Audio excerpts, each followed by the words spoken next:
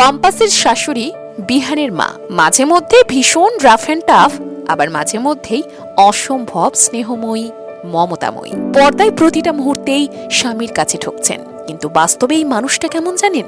বয়সে 40 পেরিয়েছে, অথচ আজও গ্ল্যামারাস, আত্মবিশ্বাসী, কখনো ভালো মানুষই, আবার কখনো নিখাদ শয়তানি। পর্দায় এমন ডাবল শেড চরিত্রে যিনি বারবার নজর কেড়েছেন, তিনি অভিনেত্রী মল্লিকা মজুমদার। কিন্তু এখানেই শেষ নয়। জানলেও অবাক হবেন, মল্লিকা মজুমদার কখনো অভিনেত্রী হতেই চাননি। হ্যাঁ, ঠিকই শুনছেন, একটা টেলিফিল্মে নায়িকা শুটিং এর আগের দিন পালিয়ে যায়, আর সেই শূন্যস্থান পূরণ করতে এগিয়ে আসেন মল্লিকা। আর ব্যাস, সেখান থেকেই শুরু হয়ে যায় এক অন্যরকম যাত্রা। তাহলে কি মল্লিকা ভীষণ লাকি, নাকি ভাগ্যের সঙ্গে ছিল সাহস আর সময়কে কাজে লাগানোর বুদ্ধি? এই গল্পটা সত্যি বেশ ইন্টারেস্টিং। প্রায় 20 বছর ধরে ইন্ডাস্ট্রিতে রয়েছেন মল্লিকা মজুমদার। খারাপ স্মৃতি একেবারেই মনে রাখতে পছন্দ করেন না তিনি। তার বিশ্বাস, খারাপ স্মৃতি আঁকড়ে ধরলে নিজেকেই শুধু কষ্ট দেওয়া হয়। খুব স্পষ্টভাবে বলেন, তার অর্থ, বাড়ি গাড়ি, বন্ধু, এমনকি স্বামী, সবকিছুই তিনি পেয়েছেন এই ইন্ডাস্ট্রির হাত ধরে। অভিনয়ের জন্য কোনো নামী ইনস্টিটিউশন নয়, টলিপাড়ার নামজাদা পরিচালকরাই হাতে কলমে তাকে শিখিয়েছেন অভিনয়।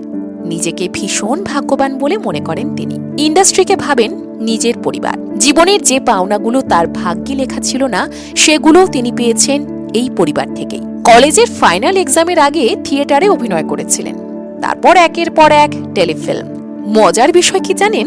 শুধু একটা নয়, আরেকটা টেলিফিল্মেও শুটিং এর ঠিক আগে নায়িকা পালিয়ে যাওয়ায় সেই জায়গায় সুযোগ পান মল্লিকা। তখন রমরমিয়ে প্রচুর টেলিফিল্মে কাজ করছেন তিনি, আর তারপর পিছন ফিরে তাকাতে হয়নি। একটার পর একটা ধারাবাহিকে মা, কখনো বোন, কখনো নিখাদ ভালো, কখনো আবার ভীষণ শয়তানি, কখনো বা একেবারে ডাবল শেড চরিত্রে দর্শকের মন জয় করেছেন।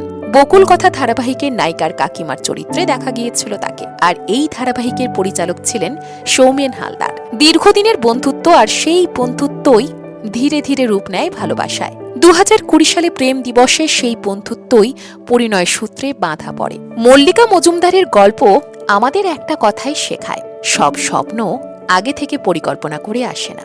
কখনো কখনো হঠাৎ আসা সুযোগটাই পুরো জীবনটা বদলে দেয়। তাই সুযোগ এলে ভয় পাবেন না, কারণ হয়তো সেই সুযোগটাই আপনার জীবনের সবচেয়ে বড় টার্নিং পয়েন্ট। আচ্ছা, মল্লিকা মজুমদারের নেগেটিভ নাকি পজিটিভ, কোন শেডের চরিত্র আপনার সবথেকে বেশি প্রিয়? ঝটপট লিখে ফেলুন কমেন্টে।